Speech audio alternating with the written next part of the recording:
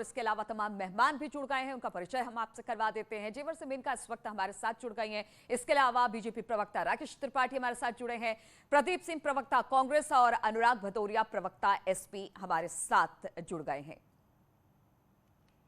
और सबसे पहले इस वक्त रुक करेंगे मेनका का। मेनका, अब बहुत कम समय बचा है जब प्रधानमंत्री जेवर पहुंच जाएंगे और उसके बाद जो एक भव्य कार्यक्रम रखा गया, जिसकी तैयारी भव्य तरीके से की गई है, क्या कुछ वहां से देख पा रहे हैं आप? क्या बताएंगे हमारे दर्शकों को?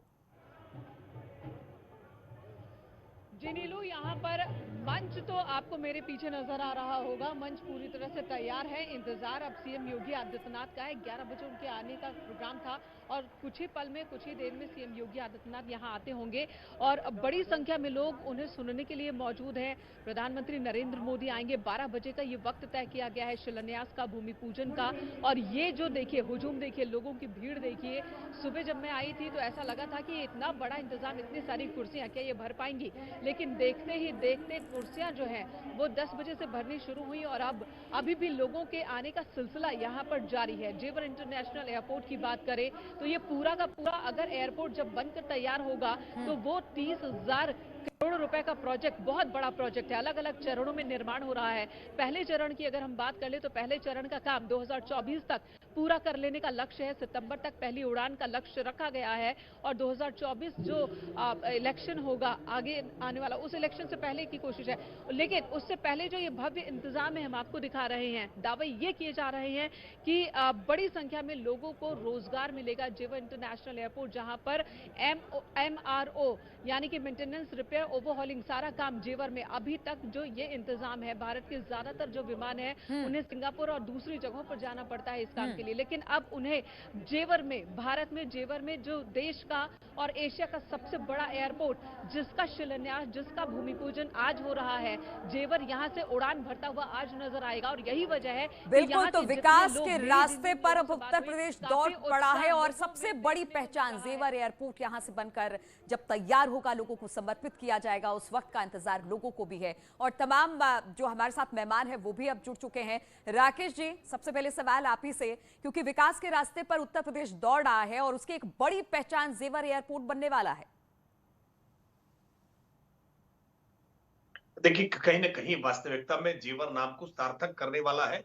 ये उत्तर प्रदेश के लिए एक जेवर और गहने के रूप में सुरक्षित हो जाएगा जब दुनिया का चौथा सबसे बड़ा एयरपोर्ट और एशिया का सबसे बड़ा एयरपोर्ट, एशिया का, भारत का ही नहीं, एशिया का सबसे बड़ा एयरपोर्ट, ये सौभाग्य होगा। बड़े गर्व के साथ छाती चौड़ी हो जा रही है जब हम याद ये बता रहे हैं कि उत्तर प्रदेश को अब ये तमगा हासिल है। पहले ये तमगा मुंबई के लिए होता था, बेंगलोर के लिए होता था, हैदराबाद के लिए होता था। उत्तर प्रदेश के बारे में इस तरह की कल्पना नहीं होती थी कि उत्तर प्रदेश में भी इतनी बड़ी बड़ी परियोजनाएं आएंगी, इतने बड़े गौरव उत्तर प्रदेश को हासिल होंगे। लेकिन आज उत्तर प्रदेश में, जहां हमारी सरकार बनने से पहले केवल 4 एयरपोर्ट थे, आज 8 एयरपोर्ट क्रियाशील है हमारे। 17 एयरपोर्ट पर हमारी काम चल रहा है और हमारी पूरी उम्मीद है कि 2024 के पहले पहले तक 17 एयरपोर्ट उत्तर प्रदेश में चालू हो जाएंगे। उत्तर प्रदेश में मल्टी सिटी कनेक्टिविटी आपस में चालू हो जाएगी, ताकि मेरठ से, आगरा से, बनारस से, गोरखपुर से, छोटे छोटे शहरों से हम एयरपोर्ट से एयर कनेक्टिविटी करने का काम करें और वहीं पूरी दुनिया से हम जोड़ने का काम करें। 5 इंटरनेशनल एयरपोर्ट अब उत्तर प्रदेश के पास होने जा रहे हैं, जिनमें से 3 इंटरनेशनल एयरपोर्ट उत्तर प्रदेश में चालू हो गए हैं। कुशीनगर एयरपोर्ट का उद्घाटन कुछ दिन पहले ही अभी प्रधानमंत्री जी के कर कमलों से हुआ है, जिसमें इंटरनेशनल फ्लाइट आना शुरू हो चुकी है। पहली फ्लाइट इंटरनेशनल जब श्रीलंका से आई थी, उसके साथ ही उद्घाटन हो गया था।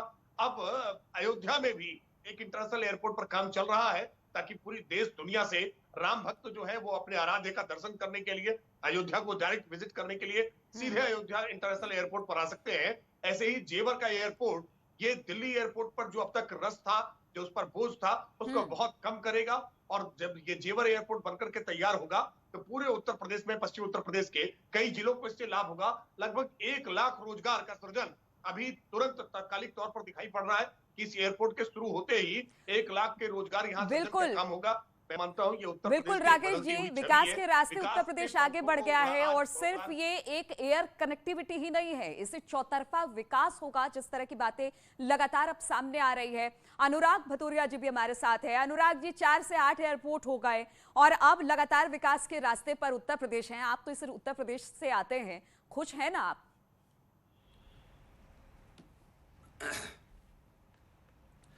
देखिए, आपको एक मैं बात बताता हूँ। भारतीय जनता पार्टी की मार्केटिंग इवेंट की स्ट्रेटेजी क्या होती है।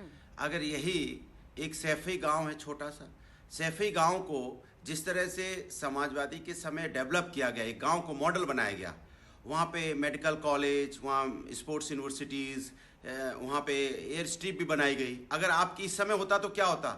ये देखिए, पहले यहाँ गांव हुआ करता था, आज यहाँ बच्चे घूम रहे हैं, मेडिकल कॉलेज बन गया है, यहाँ 200-200 किलोमीटर तक लोग यहाँ पे आके इलाज कराएंगे। गरीब दिल्ली जाता था, बम्बई जाता था, लखनऊ जाना पड़ता था, आप सैफई के पीजीआई मेडिकल कॉलेज में यहाँ पे इलाज करा सकते हैं। गरीब से गरीब लोगों का इलाज हो सकता है। वो ये देखिए, यहाँ स्पोर्ट्स कॉलेज बन गया। आप गांव के बच्चों को दिल्ली जाने की जरूरत नहीं, लखनऊ जाने की जरूरत नहीं। कैमरामैन चारों तरफ घूम रहे होते, इंटरव्यू ले रहे होते। क्यों? मैं तो गांव में रहता था, गांव में यहीं पे मुझे एजुकेशन मिल गई। ऐसे ऐसे इंटरव्यू चल रहे होते कि हमके बच्चे स्पोर्ट्स यहीं से अब यहाँ इंडियन टीम में भर्ती हो जाएंगे। ऐसी ऐसी न्यूज बना रहे होते। और आप जब समाजवादी ने बनाया तो बीजेपी वाले क्या कहते हैं? अरे सैफई में सब कुछ कर दिया और कहीं कुछ किया नहीं। तो जब एक्सप्रेस भी हमने बना दिया, आगरा से लेकर लखनऊ तक, अब एक्सप्रेस वे बना दिया है, चूंकि वो इटावा से चल के जाता है, वो दिल्ली की तरफ आगरा से जाता है। अरे कमाल है भाई। यहाँ पे जब आपने देखा होगा 600 करोड़ 4.5 लाख करोड़ का इन्वेस्टमेंट समिट हुई। आप लोग सब लोग कैमरा वाले 4 दिन तक पूरे लखनऊ के होटल्स बुक हो गए, चारों तरफ लोग कैमरा लिए घूम रहे हैं। 4.5 लाख करोड़ का इन्वेस्ट होने तो वाला आप है। कहना ये चाहते हैं अनुराग जी कि कुछ विकास ही नहीं हो रहा है, देखिए सीतापुर रोड सिर्फ प्रचार प्रसार हो रहा है, विकास नहीं हो रहा, आप ये कहना चाह रहे हैं? मेरी बात सुन लीजिए, अब मैं आ रहा हूँ असली बात पे आ रहा हूँ। सवाल ये नहीं है, सवाल ये है कि जेवर एयरपोर्ट की परिकल्पना बहुत पहले ही हो चुकी थी। उसके बाद सरकार ने कभी परमिशन नहीं दी, क्योंकि अब केंद्र में भी इनकी सरकार, राज्य में भी इसकी सरकार है। अच्छी बात है, आप एयरपोर्ट बना रहे हो, लेकिन आपको ये काम 5 साल पहले कर देना चाहिए था। 5 साल जब आपकी सरकार आई थी, आप इसका शिलान्यास करते। अरे रातों रात अनुराग भदौरिया जी, ठीक है, इस पर हम आपसे बात करेंगे। रातों रात कोई चीज नहीं बनती है। 5 साल की बात हो रही थी, सरकार आई थी, चीजों समझते हैं। आपकी भी सरकार रही है, आपके भी मुख्यमंत्री रहे हैं, उनको भी समझने में वक्त लगा है। बातचीत होगी इस पर आपसे। प्रदीप सिंह भी कांग्रेस के हमारे साथ जुड़े हुए हैं। प्रदीप जी, विकास के रास्ते पर उत्तर प्रदेश चल पड़ा है। अब जेवर एयरपोर्ट, जिसका आज शिलान्यास होगा और बहुत कम वक्त में यानी 2024 में लोगों को यह समर्पित भी कर दिया जाएगा, इसको लेकर क्या कहेंगे आप? बहुत अच्छी बात है। प्रधानमंत्री जी ने कहा था कि हवाई चप्पल पहनने वालों को हम हवाई जहाज में बैठने की जगह देंगे। तो हवाई जहाज में बैठने की बात तो दूर हुई, हवाई जहाज और की ऊंचाई और ऊपर कर दी गई और उनके नीचे से हवाई चप्पल भी छीन ली गई। जहां पे एयरपोर्ट बनाने की बात कर रहे हो और तमाम बड़ी बड़ी बातें करो, बहुत बड़ा इवेंट कर रहे हो, वहीं पर जिन किसानों के घर उजाड़े गए हैं, जिन किसानों की जमीन ली गई है, क्या उन्हें मुआवजा दिया है आपने? उनके घर तोड़ दिए गए, वो तंबू में रहने के लिए मजबूर हो। क्या मोदी जी एक शब्द भी उनके लिए बोलेंगे क्या? उत्तर प्रदेश सरकार क्या उनके लिए एक लफ्ज भी बोलेगी क्या? 1,000 गज के मकान तोड़ दिए गए, 90 गज जमीन दी गई है, जिसमें ना वो रह सकते हैं, ना उनकी जानवर रह सकते हैं, ना उनका ट्रैक्टर रह सकता है। ऐसी परिस्थिति में भी या कम से कम किसानों के हित की बात तो करनी चाहिए। और किसानों की तरह से सरकार लगातार किसानों की बात करती थी, उनकी आय दोगुनी करने की बात करती थी। आपने उनकी आय तो छीनी ली, अब उनके घर भी छीन लिए, उनके आवास भी छीन लिए, उनके रहने के स्थान भी छीन लिया। और आज स्थिति ये बात लेकिन प्रदीप जी, बीजेपी तो कह रही है उन्होंने अच्छा खासा मुआवजा दिया, इससे पहले इस तरह का मुआवजा मिला ही नहीं। चलिए ठीक है, राकेश जी से इसका जवाब देंगे, बिल्कुल राकेश जी से इसका जवाब लेंगे कि क्या किसानों को मुआवजा नहीं मिला और सिर्फ ये सारी चीजें सिर्फ दिखावा है। आप लोगों से बातचीत हमारी जारी रहेगी, लेकिन यहाँ पर रुकेंगे एक छोटे से ब्रेक के लिए। ब्रेक के बाद फौरन लौटते हैं इसी चर्चा के साथ।